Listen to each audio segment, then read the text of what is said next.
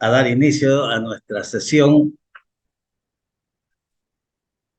académica de hoy día.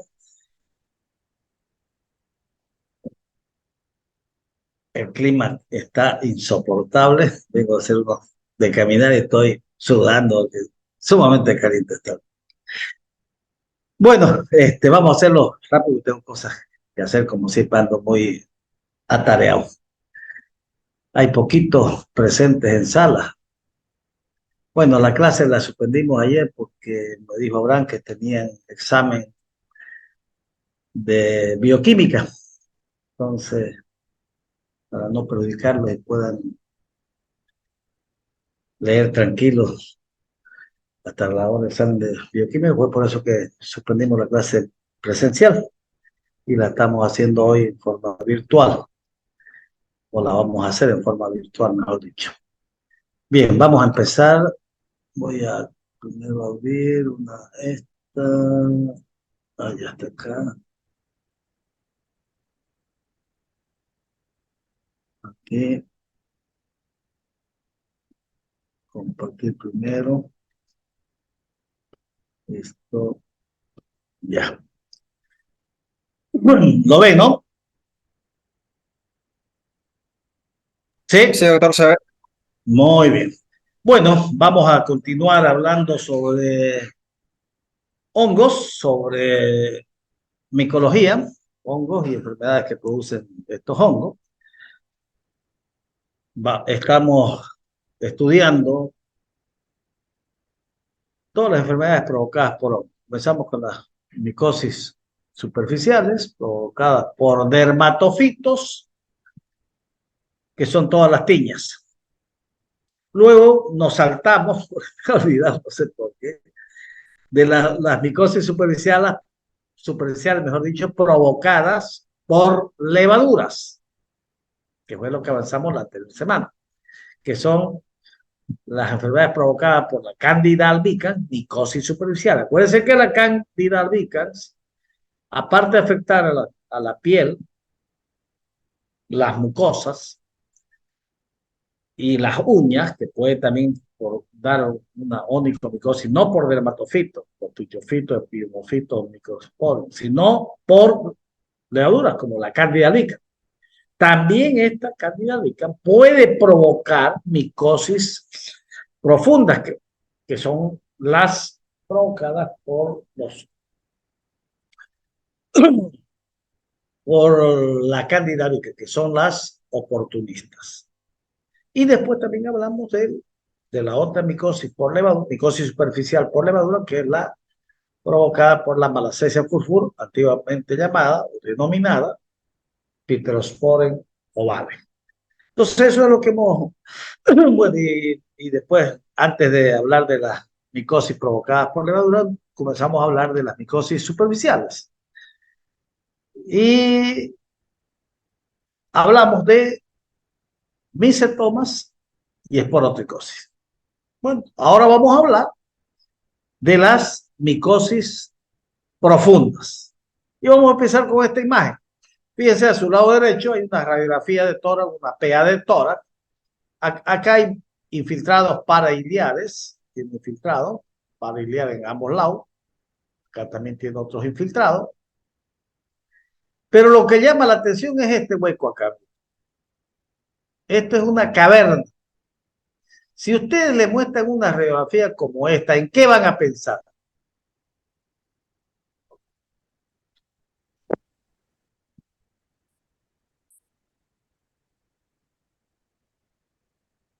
¿En qué pensarían?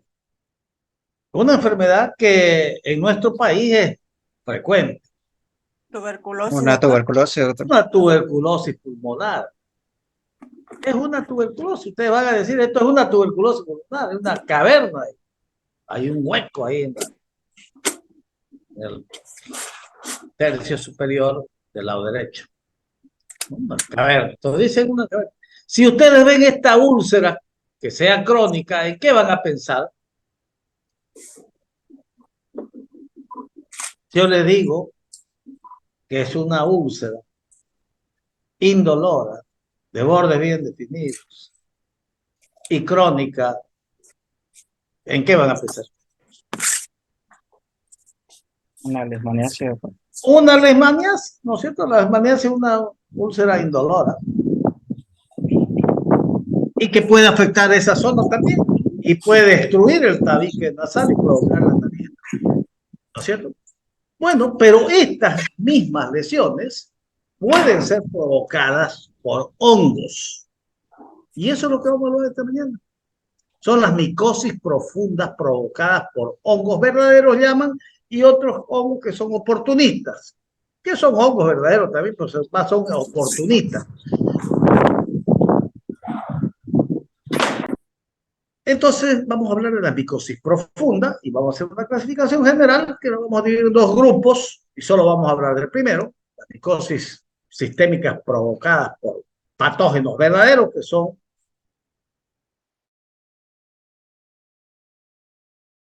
plasmosis y hoy dio micosis. Y las por oportunistas, no nos va a dar tiempo para hablar, ella hablamos de las candidiasis que les manifestaba, aspergilosis y criptococosis. Estas, por ejemplo, son oportunistas cuando las condiciones del paciente son desfavorables, atacan y pueden provocar. Estas micosis profundas o sistémicas son provocadas por hongos dimorfos. ¿Qué quiere decir dimorfo? Ya hemos hablado algo sobre esto, que tiene doble morfología. Estos hongos que van a provocar de las dos enfermedades que vamos a hablar, una es la paracoccidioideomicosis o blastomicosis sudamericana, también llamada, es su sinónimo, y de la histoplasmosis. Estos hongos son dimorfos. Es decir, una parte de este hongo vive en el medio ambiente, vive en las plantas, vive en el suelo, vive en los gallineros, viven ahí como saprófitos, es decir, no causan daño, viven ahí nomás. Esa es una parte de su morfología. Pero tienen otra morfología. Cuando ese hongo entra a nosotros por vía inhalatoria, porque la mayoría de estos hongos que provocan micosis profunda, la vía de contaminación es inhalatoria. Puede ser también por vía percutánea, sí. Puede ser por vía mucosa, sí, pero la más frecuente es la inhalatoria. Entonces, este hongo en su parte saprófita, de su parte morfológica, vive en el medio ambiente. Y luego, cuando entra al organismo por vía inhalatoria, como estaba mencionando, se transforma ya en el lugar donde va a ir en levaduras. O sea, la otra forma morfológica es la levadura. Y aquí ya puede quedarse ahí harto tiempo o morirse y sin saber que tuvo esta infección ahí. O de ahí, si las condiciones del paciente son desfavorables inmunológicamente, se va a ir a esparcir a diferentes partes del organismo. Va a ir a la piel, puede ir al hígado, puede ir a los linfáticos, a las cosas, o sea, a diferentes por diseminación linfohemática. Las micosis sistémicas por patógenos verdaderos, de las que vamos a estudiar, son la histoplasmosis y la paracoccidioidomicosis, que se adquieren por inhalación de los microcosmidios de las esporas y van a provocar una micosis pulmonar, es decir, cuando entra por inhalación, ¿dónde van? Al pulmón en primer lugar, y ahí hace una primoinfección. Igualito que la tuberculosis. ¿Cómo se adquiere la tuberculosis? Por una persona que tose, libera la gotita de flujo y uno absorbe el bacilo de Koch. ¿Y dónde va? A los pulmones. Y la mayoría de repente hemos tenido contacto y no nos enfermamos nunca. ¿Y cómo nos damos cuenta? No, o sea, estoy hablando que no nos hayamos vacunado. Nos hacemos la prueba del PPD. La tuberculina Y ahí dice, escucha, que eso no te da, no te dice que estás enfermo, te dice que has estado en contacto con el bacilo de Koch. Pero puedes morirte y sin saber que tuviste el contacto con el bacilo de Koch. Lo mismo en los hongos. Lo aspiraste y muchas veces vos te morís de otra cosa y no sabes que has tenido un contacto con un hongo. Entonces, la mayoría de estas infecciones pasan desapercibidas, no sabe uno. Ya sí, cuando las condiciones son desfavorables, o sea, ahí ya puede irse a diferentes partes. Recién nomás el año 2019, ya la OMS consideró a las micosis en grupo, un grupo lo llamó muy crítico, o sea, quiere decir grave, que amenaza la salud de la población. Otro grupo de riesgo alto y otro grupo de riesgo mediano. En las que vamos a estudiar, fíjense que la histoplasmosis está considerada como riesgo alto, que amenaza la salud. O sea, ¿qué quiere decir? Que lo puede matar al paciente.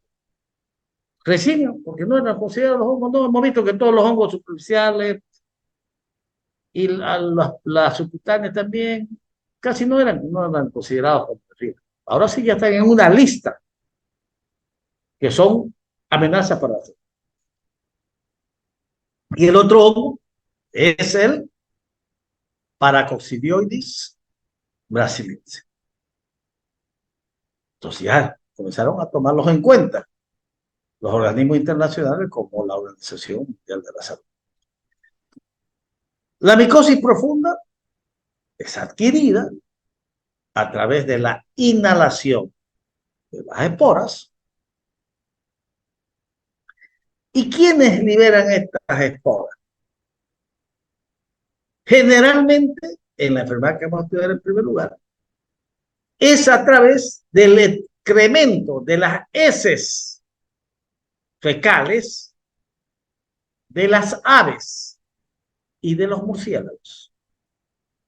Entonces, ¿en quién va a ser más frecuente esta micosis?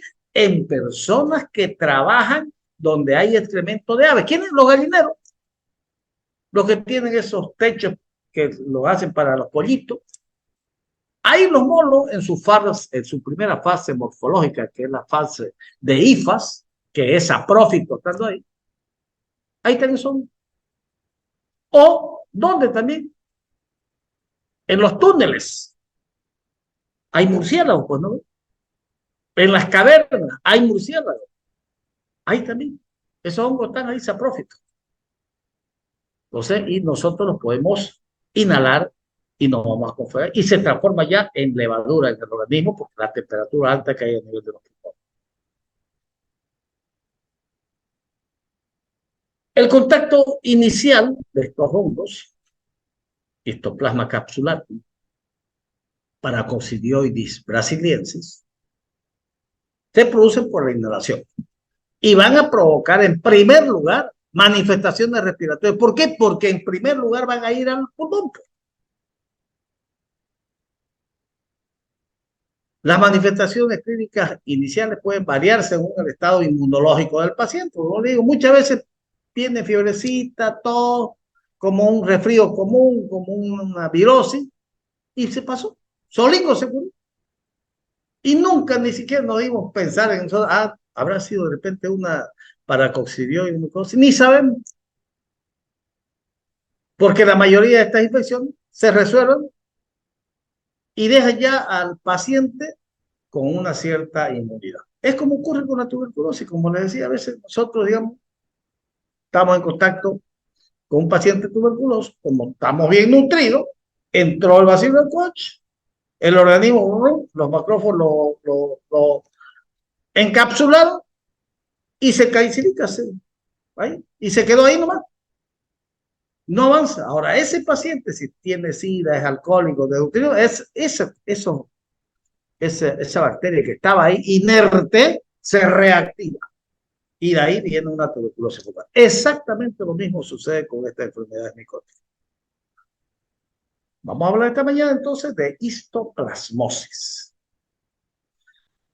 ¿Quiénes contraen histoplasmosis? ¿Quién va a contraer esto? Histoplasmosis. Todo, pero especialmente, muy especialmente, las personas que trabajan en gallinero, porque hemos dicho que esto se contagia a través del excremento. Ahí está el hongo este.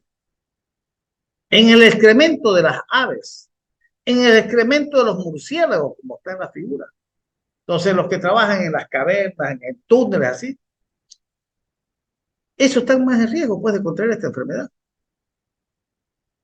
Las personas que están donde hay estas hifas en el medio ambiente, que son los excrementos de ave y de murciélago. La histoplasmosis es contagiosa. ¿Es una enfermedad contagiosa? Sí, porque es provocada por un hongo. Pero no hay contagio interpersonal. O sea, yo lo puedo toser a otra persona y yo estoy enfermo. No lo voy a contagiar. Es mediante la inhalación de las esporas de los animales, de los, mejor dicho, del excremento donde eliminan los animales. ¿Y dónde se encuentran las esporas de histoplasma capsulato? En esos lugares que hemos mencionado. En las cavernas, en los gallineros, en los túneles, o sea, que trabajan debajo de la tierra. Ahí están estos hongos, en forma saprófita. Las mascotas, el perro, el gato, ¿pueden contraer histoplasmosis? Sí, pueden contraer. Pero no nos van a contagiar a nosotros. Nosotros nos contagiamos por inhalación de las esporas que están en el excremento de estos animales, de las aves, los murciélagos. ¿Y cómo puedo prevenir la histoplasmosis? Bueno, si sos un paciente inmunodeprimido, evita pues trabajar en esos lugares donde hay hartas esporas en forma normal. Por ejemplo, cuando hay derrumbe de casa o se van a tumbar un edificio, por ejemplo, si vos tenés un problema de base, mejor ni va, porque ahí están los hongos y cuando lo van a tumbar ese edificio, comienzan las esporas, los hongos a pulular el medio ambiente. Entonces la vamos a definir a la histoplasmosis como una enfermedad infecciosa, pero no contagiosa. O sea, no hay contagio interpersonal, que es provocada por un hongo llamado histoplasma capsular. No hay transmisión interpersonal. Es decir, no puedo contagiar yo a otra persona. No, no, la tuberculosis sí. Es lo mismo, la histoplasma capsulato, la tiroides tiene una fase morfológica dimorfa, una fase saprófita que se encuentra en el medio ambiente, en los lugares estos que he mencionado, que son los factores de riesgo, y otro que es en los pulmones, donde cuando ya inhalamos esta espora, en el medio ambiente está como saprófito, ya cuando ingresa es a través de la inhalación hacia los pulmones, ya se transforma en levadura. ¿Esto es donde se van a encontrar principalmente? En las cavernas, habitadas por murciélagos, en gallineros o en viveros de aves. La transmisión es por aerosol. O sea, la transmisión es la inhalación de microconidios o esporas que van a ir y el sitio primario es los pulmones. El riesgo de infección es mayor cuando hay taladero, que están los hongos ahí en forma de comienzan a tener, entonces comienzan a liberar las esporas. El tipo va a chasquear ahí, los que están talando tienen riesgo de contagiarse. O como les decía, cuando hay destrucción de edificios que ya están medio viejos y hay que tumbarlos, los vos tumbás y ahí comienzan a liberar un montón de esporas. Es también importante mencionarles que los que trabajan con aire acondicionado, también, porque no es que ahí es húmedo en la parte de los que van a hacer limpieza de los aire, también ahí comienzan a echarle, a aspirarlos, ahí liberan las esporas, también se pueden contagiar. Pero la mayoría, como les manifesté desde un principio, podemos haber en algún momento aspirado a estas esporas. Y no estamos enfermos. La mayoría no se enferma porque es inmunocompetente, tiene buena defensa. Entonces ahí se quedan. Muchas personas que contraen toxoplasmosis van a mejorar sin médico, ni se dan cuenta, pasar, fue un resfrío que tuve, y fue un inicio de la prima infección por este hongo.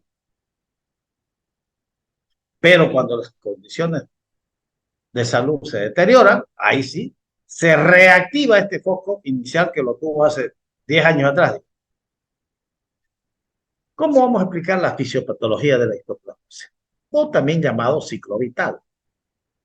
¿Dónde está este toxoplasmosis? En el medio ambiente. ¿Dónde? En las cavernas. ¿Dónde? En los túneles. ¿Dónde? En los gallineros. Ahí tiene esa forma morfológica que son las hifas. Esta. Una vez que estos se liberan, estas esporas que están en los techos, porque ahí, disculpen la expresión, ahí cagan las aves o los murciélagos, y ahí están las esporas. Ahí están, digo, las hifas. Luego, estas hifas comienzan a producir esporas o microconidios, que son estas cositas. Esto nosotros las inhalamos. Somos el hospedador. ¿Y dónde se va a ir? A los pulmones. La primera parada que tiene es los pulmones. ¿Y qué hace una persona inmunocompetente? Vienen los macrófagos y la fagocitan, o sea, la encapsulan a esta levadura. Aquí, perdón, me olvidaba decir que aquí ya se transforma en levadura, ya. Cuando se inhala y cuando llega a los pulmones, ya se forma la otra forma morfológica que es levadura.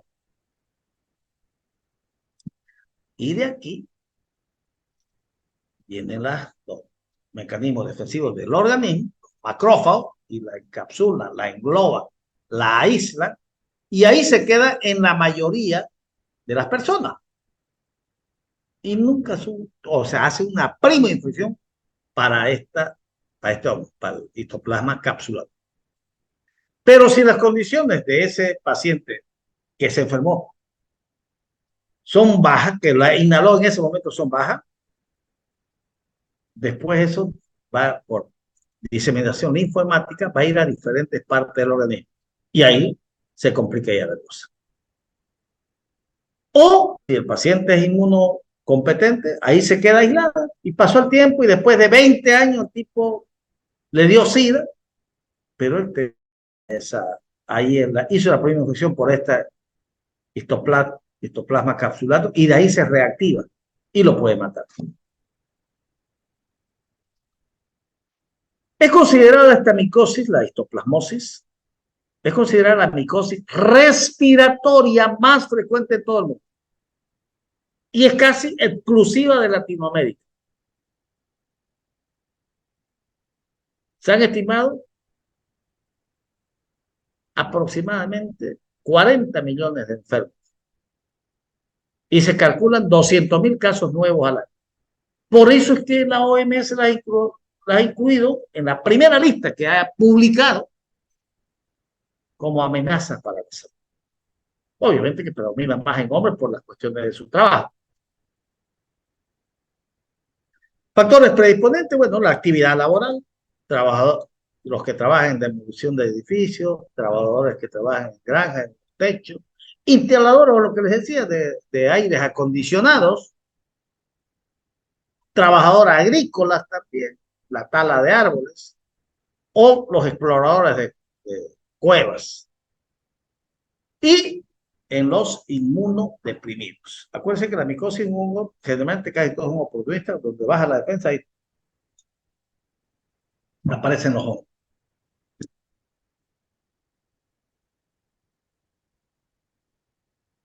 Es lo mismo, está relacionado con personas que trabajan en deposición de gallinero, en grutes de murciélagos, trabajadores que trabajan en viabilidad, espeleólogos, que son especialistas en cavernas naturales del subsuelo. Entonces, volvemos a lo mismo. La etapa de la infección, la primera etapa es la primoinfección, que generalmente pasa desapercibida. Puede pasar como un resfrío común, con fiebre, con tos, artralgia, como un dengue, y después pasa. Generalmente después de 2 semanas que ha estado en contacto con este paciente. Y pasa. Y se queda ahí. Pero cuando las condiciones de defensa bajan, entonces ya se produzca la enfermedad. Por ejemplo, si yo hay una prueba que se hace Paracoxidioidina se llama, que es como el PPD. Han hecho estudios que han visto que en 20 a 50% de los pacientes han salido positivos. Quiere decir que ese paciente estuvo en contacto con el Paracoccidioides brasiliense, pero no está enfermo. Tuvo contacto. Es lo mismo, como le decía, del PPD en la tuberculosis. La forma clínica hay una forma aguda, que es muy rara, nunca generalmente uno la diagnostica, y la forma crónica y la diseminada. La diseminada quiere decir que de ahí del pulmón, que hizo la primera, comienza a diseminarse a piel, a mucosa, a ganglio, a diferentes partes. Entonces, esta es una imagen algodonosa. Dice, esto es una micosis, una imagen algodonosa. Son características establecidas. La histoplasmosis pulmonar aguda, crónica y la diseminada. ¿Cuáles son las características clínicas? La gravedad va a depender de la inmunidad del paciente. De esos pacientes que aspiraron las microconidias o las esporas, generalmente menos del 1% se va a enfermar. ¿Por qué? Porque todos son inmunocompetentes, a no ser que sea un desnutrido. Generalmente la histoplasmosis pulmonar se cura solita y ni nos hemos enterado que tuvimos esta enfermedad. Ahora, si tenés antecedentes de una enfermedad, no por uno o por otra, entonces ahí, tu defensa de medio, ahí sí hace la toxoplasmosis, histoplasmosis, mejor dicho, toxoplasmosis, histoplasmosis aguda puede causar estragos. Ya en la primera fase, la prima infección, de ahí. Lo mismo que la tuberculosis, si vos adquirís la prima infección con la tuberculosis, que sos un desnutrido, o sos un alcohólico, o tenés SIDA, de ahí nomás se extiende y se va para todos lados, se va para la cabeza, para el cerebro, se hace una tuberculosis miliar, entonces va a depender de la inmunidad del paciente. Entonces la histoplasmosis pulmonar aguda es rara de observar, pero se comporta exactamente como la tuberculosis y tiene una regresión espontánea. En cambio, la histoplasmosis pulmonar crónica es exactamente igual que la tuberculosis. O sea, hace su prima infección y de ahí ya comienza a presentar el paciente signos clínicos igualitos que la tuberculosis. Hemoptisis, comienza a expectorar con sangre, pérdida de peso, astenia, adinamia. Le sacas una placa y ves vos acá una caverna. Y usted tiene contacto con, bueno, lo primero que vas a pensar es tuberculosis. Obviamente que la tuberculosis es una enfermedad frecuente en nuestro país. Ahora, obviamente, mucho menos que antes, porque ya la vacuna disminuyó altísimo, pero sigue siendo una. En cambio, histoplasmosis, no, pues ya. Entonces, pero si vos decís, y este trabaja en la caverna, en clases de parasitología, aprendimos a reconocer que estos pacientes que trabajan en estos lugares, pues, y tienen la misma lesión, ya. Entonces, los antecedentes epidemiológicos siempre son importantes en la historia clínica. Aparte, si este paciente tiene lesiones dérmicas, que eso no provoca la tuberculosis también, bueno, provoca, pero es muy raro. Ahí tenés. La histoplasmosis progresiva diseminada, que es la otra forma clínica, esta es más grave. Esta generalmente viene ya acompañada con lesiones cutáneas. Aparte de la lesión pulmonar, por diseminación puede afectar el vaso, el hígado, puede afectar el cerebro, puede afectar los ganglios, puede afectar la piel, la mucosa. Generalmente se presentan a veces así, con una úlcera en la boca. Y uno dice, esta puede ser una leishmaniasis. Posiblemente presenta una úlcera, pero si este paciente con úlcera tiene sintomatologías respiratorias, tos, adinamia, astenia, hemoptisis, puede ser una histoplasmosis, una paracoccidioides, una coccidioides. La forma aguda se presentan no con úlceras, sino con estas pápulas Generalmente esto es en pacientes inmunodeprimidos, tenían SIDA estos pacientes, empiezan así. Entonces, uno piensa cuando en esta enfermedad. Y la trata como una piodermitis, un impétigo, no mejora. O que se presenta con esta úlcera y dice, parece una Alemania, o será una carachita, le daremos antibióticos. Acá en la boca también. Entonces, esta es una crónica diseminada. El diagnóstico clínico, entonces, como clínico, fiebre, escalofrío, pérdida de peso, hemostisis, hepatoesplenomegalia, o estas lesiones cutáneas, para pensar en la diseminada, en la forma diseminada. ¿Cómo voy a hacer el diagnóstico epidemiológico? El antecedente donde trabaja este paciente. Estoy volviendo atrás, en el diagnóstico epidemiológico, donde vive, o mejor dicho, donde trabaja este paciente. Si es un trabajador que trabaja en Gallinero, acuérdense que el paciente con sintomatología parecida a la tuberculosis que trabajan ahí, hagan el estudio correspondiente para descartar una histoplasmosis. Aunque no es frecuente en otros medios, pero ya tenés esos antecedentes. Entonces, pedirle una detección de antígenos a través del test de ELISA. Tiene mucha sensibilidad y especificidad. Se saca muestras de orina y de ese. Aquí no es IgG, IgM, esa es detección de anticuerpos, esta es detección de antígenos. La otra prueba, la detección de anticuerpos, es menos sensibilidad. Esa sí es la que ustedes hemos hablado bastante, IgG, IgM. Y otra es un examen directo, tiene poca sensibilidad, pero ¿cuál es la ventaja de hacer un examen directo de esputo, por ejemplo? O de ganglio, si está en un ganglio, o de la úlcera esa que tuvo. Se hace con hidróxido de potasio. La ventaja es que el diagnóstico lo tenés rapidito, porque sale, tras que estás observando, sale el resultado. En cambio, en las otras formas clínicas, si vos tomás para cultivo, por ejemplo, tardan 2 a 6 semanas, un mes, más de un mes tarda. Pero el cultivo viene a ser el padrón de oro, como casi en todas las enfermedades. Solo que tarda harto. Pues. ¿Con qué te puedes confundir? Con la tuberculosis, claro. Con la paracoccidioidomicosis o la micosis sudamericana, sí. Con la leishmaniasis, también por las úlceras. Por los ganglios, que es más que todo en la paracoccidioidomicosis con la mononucleosis infecciosa. ¿Qué tratamiento le vamos a hacer? Los tratamientos para la leve, o sea, la primera infección, nada. Cuando el organismo nomás lo trata. Pero ya cuando ya tiene compromiso, ya es una histoplasmosis crónica con sintomatología pulmonar, evidente, ya le saca una placa. En la primera infección no va a haber caverna, no va a haber infiltrado, solamente hay una infiltrado parailiano, nada.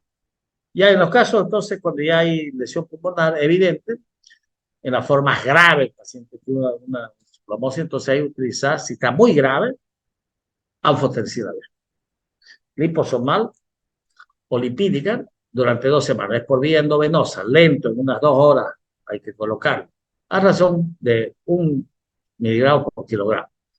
Le haces eso más o menos 2 semanas y luego les continúas con itraconazol, 200 miligramos, y fíjense cuánto tiempo, 1 año. Igual que la tuberculosis, cuando era antes, cuando los niños ahora la tuberculosis hace 6 meses. También puedes utilizar, si no tenés eso, una forma que no son muy graves, itraconazol de inicio, pero dado cada 8 horas.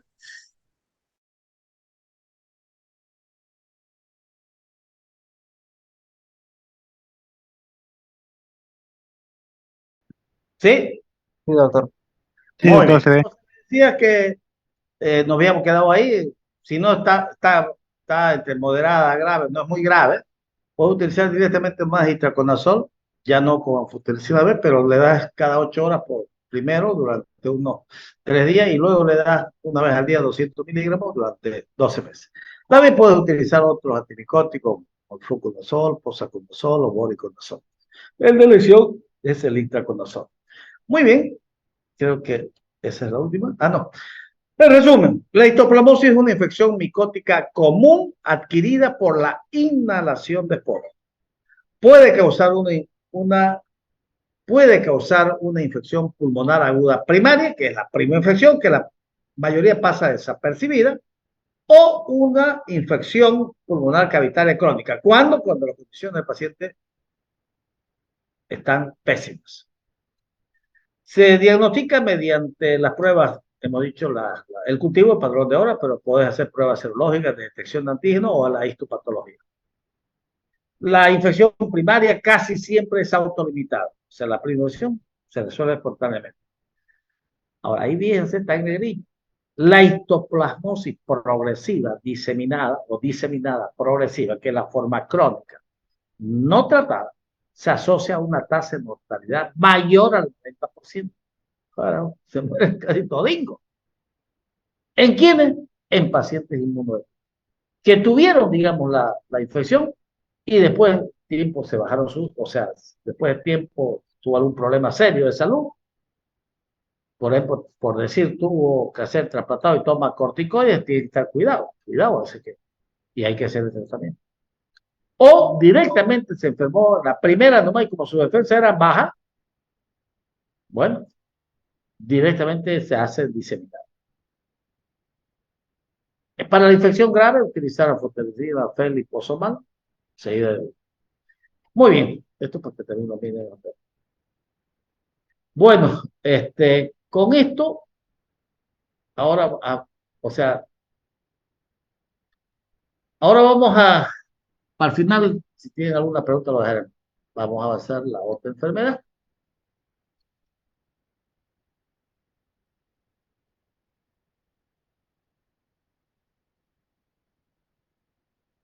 Vamos a compartir. Vamos a hacerlo más rápido que no nos agarre el término del Zoom. Bueno, seguimos entonces. Vamos a hablar de otra enfermedad que se llama paracoccidioides micosis. Su sinónimo es blastomicosis sudamericana. ¿Por qué? Porque es más exclusiva de Sudamérica y principalmente del Brasil. El 80% de los casos están en Brasil. Y acuérdense que nosotros somos frontera con Brasil. Lo mismo que la anterior, un pequeño recordatorio de la micosis profunda. ¿Por qué van aumentando con el pasar de los años? Porque aparece pues más un arsenal mayor de medicamentos inmunosupresores, quimioterápicos para el cáncer. Y eso pues le baja la defensa. O el uso indiscriminado que nosotros los médicos hacemos de los antibióticos. Eso es perdición. Por eso que aumenta la micosis profundas especialmente. Casi todos los hongos que causan micosis profunda, ¿dónde viven? En el medio ambiente en forma saprófita. ¿Y cómo se adquieren? Por vía inhalatoria. Ya lo vimos, la clasificación anterior. Nosotros solamente vamos a hablar de histoplasmosis y paracoccidioides-micosis. No vamos a hablar de micosis provocada por oportunistas como la cándida. Hablamos ya de la cándida albicans, pero las que provocan micosis superficiales, ¿no es cierto? Que ya vimos que afectaba la piel, las mucosas. Esto es lo mismo. Y ahora vamos a hablar de paracoccidioides-micosis. Lo mismo, está considerada de riesgo medio la paracoccidioides-micosis. Pero está en la lista de hongos que amenazan la salud. Así como dice acá. Lo mismo que la blastomicosis, es un hongo dimorfo. Este cambia así en la vida. ¿Dónde se encuentra generalmente este hongo? Ya no tanto en las cavernas. Se encuentra generalmente en lo que está lagar, en los suelos, donde hay suelos húmedos. Así, entra el tractor acá y te comienza a liberar las esporas. O sea, en los trabajadores del campo. Ahí se encuentra este hongo. Este paracoccidioides. Vive como saprófito en medio ambiente, ¿dónde? En lugares donde hay suelo húmedo. No, cortas plantas, digamos, suelo húmedo, donde hay plantas, hay bastante humedad, cortas hasta las árboles y comienzan a liberar las esporas. Es lo mismo aquí, las esporas, más digo, las hifas en el medio ambiente, en el pulmón se transforman en esporas. Generalmente es de trabajadores rurales, del campo. Se lo llama también la paracoccidioidomicosis, blastomicosis sudamericana. Es causada por un hongo dimorfo llamado Paracoccidioides brasiliense. Se adquieren por inhalación. Lo mismo que el anterior, va a ser una prima infección. ¿Dónde? En los pulmones. Pero también puede iniciarse esa por vía inhalatoria. Pero también se puede contagiar por vía directa con la mucofaringe. ¿Cómo? Con los que nos comenzamos a limpiar con los palillos para limpiar los dientes. Te switchas con eso y te puedes contagiar. Es una micosis, la blastomicosis sudamericana, granulomatosa, subaguda y crónica, endémica en América Latina. Lo mismo que la histoplasmosis, la mayoría se adquiere por infección, hace la prima infección y pasa desapercibida. Y se vuelve ya una enfermedad, es decir, que tiene manifestaciones clínicas y compromiso pulmonar o cutáneo cuando las condiciones del paciente están debilitadas. La forma saprófita, que son estas hifas que están en el medio ambiente, y la forma de levadura, que esto es en los pulmones. Por eso es un hongo dimorfo.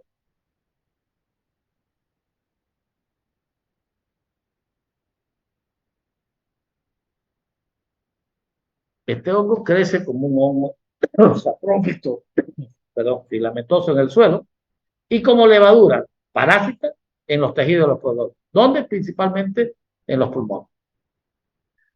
La infección se extiende en todos los países latinos y el 80% de los casos están en el Brasil.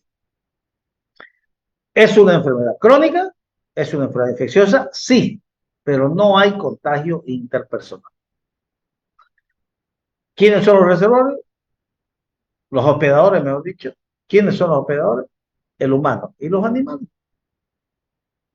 Más común en los trabajadores del campo y más común en los hombres. La forma de propagación, la inhalación, de lejos la mayor forma frecuente de inhalación.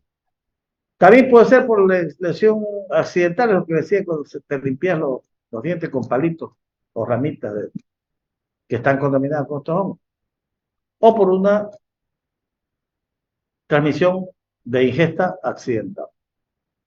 La más frecuente de la forma de transmisión es la inhalatoria. Es el Paracoccidioides brasiliense. Hace una prima infección, una fase pulmonar, lo mismo que la otra, entra por vía oral, llega a los pulmones, macrófago en la cápsula, y ahí se quedó. Y hay una infiltrado para el derecho. Y se calcifica, y se calcifica. Y ahí quedó. Las condiciones del paciente son malas. Esa parte que estaba ahí, en lo que tuvo la prima infección, se puede extender por vía linfomática en diferentes partes.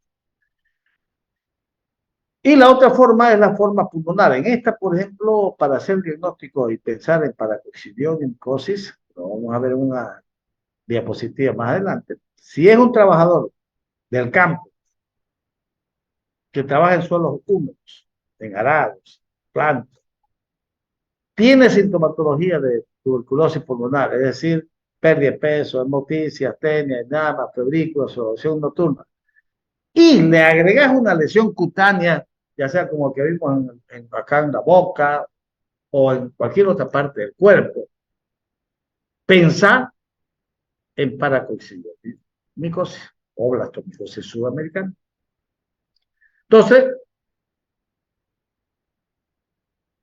en más del 90% de las personas expuestas a este hongo, la infección inicial es desapercibida. Esa hace la prima y no pasó nada. Tu mismo cuerpo lo resolvió.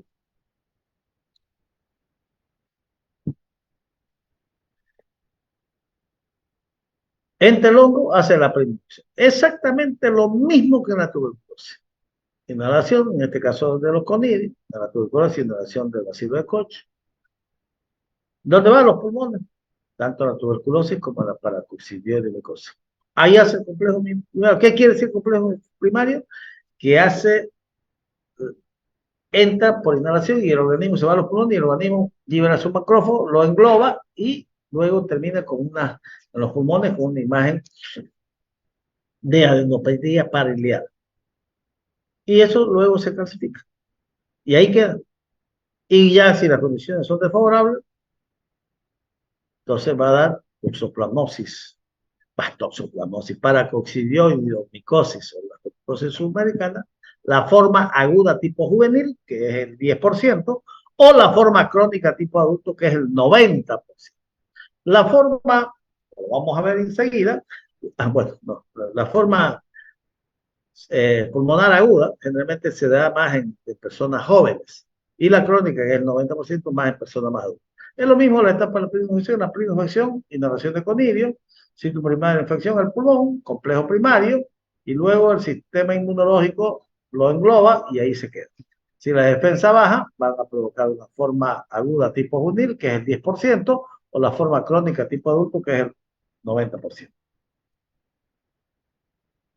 Eso que les decía hace rato, en cuanto, ¿cómo saber si yo he tenido contacto? Entonces, en zonas endémicas, hacen estudios para determinar, endémica quiere decir que como nosotros es endémica la tuberculosis,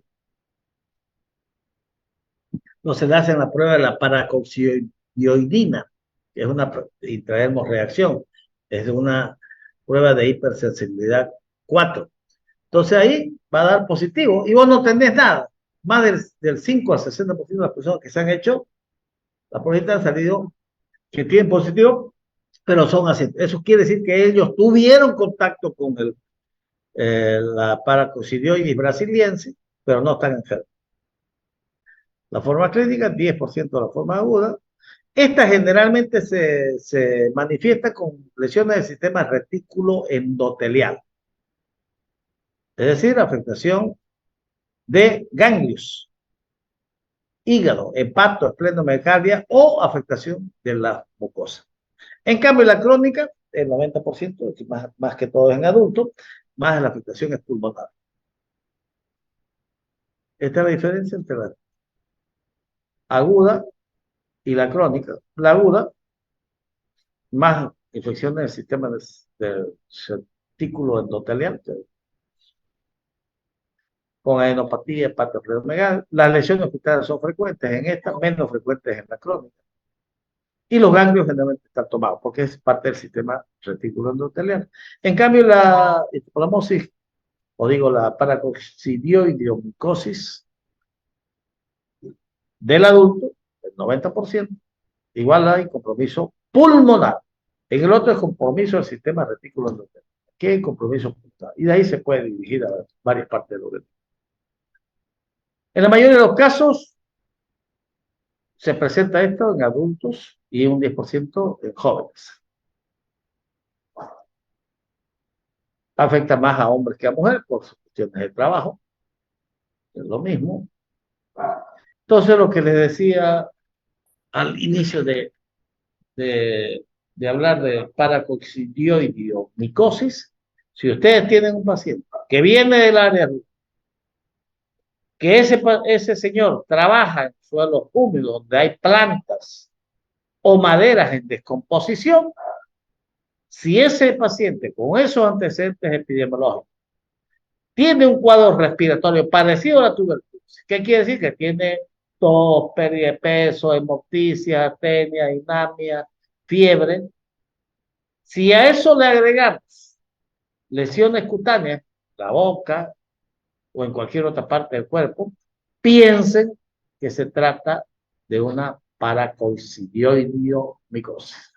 Ahora, si ese paciente solo tiene cuadros respiratorios y trabaja en las minas, digamos, dice este puede ser tuberculosis. Entonces, los cuadros clínicos, esta es la imagen de una radiografía de imágenes algodonosas, son infiltrados. Si vos tenés un paciente con esta imagen y aparte en ese mismo paciente tenés lesiones cutáneas, tenés que pensar pues en una paracoccidioideomicosis. Si le haces un hemograma, leucocitosis con eosinofilia, pensar para.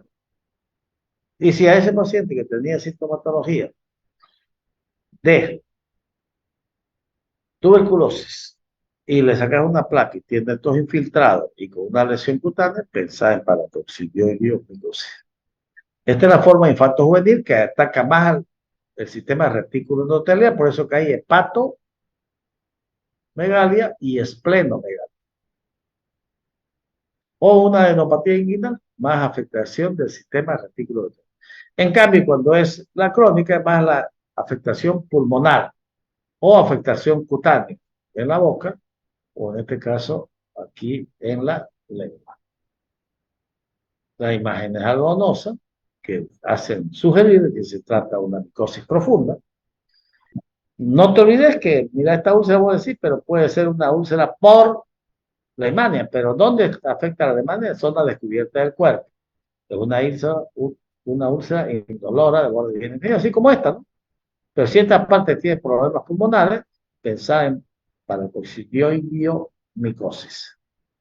Igual el paciente se presentamos al inicio. El diagnóstico, lo mismo que el otro, un diagnóstico de un examen rápido, examen directo con hidróxido de potasio y que observes estas como en una rueda de timón, con esto, entonces pensás que este se trata de una paracoccidioides brasileña, rueda en timón de barco. La ventaja es que es rápido el resultado, pero el padrón de oro es el cultivo. Y el cultivo, en medios con temperaturas altas, ahí vas a observar la ley. También haces estudios patológicos, podés hacer la reacción intradérmica de la paracoccidioidina, que eso no te indica que estás enfermo, dice que estuviste en contacto, pero no te indica que estás enfermo. Y la radiografía de tórax, obviamente, estas imágenes algodonosas. Acá arriba una lesión de paracoccidiomicosis en la cavidad oral. Acá un examen directo para observar las levaduras. Y acá una biopsia de un ganglio donde vas a observar estas levaduras como en timón, rueda en timón de barco. Diagnóstico diferencial, lo mismo que las anteriores. Aquí se incluye también la Alemania por las lesiones. Y el tratamiento también se lo hace con itraconazol, 200 miligramos por día. Aquí se hace más larguito, hasta 18 meses. Podés hacerla, si no va mejorando, hasta 18 meses. Y si es grave, lo mismo, hacer primero anfotericina B, a 2, 4 semanas. Esta es por vía endovenosa, al goteo.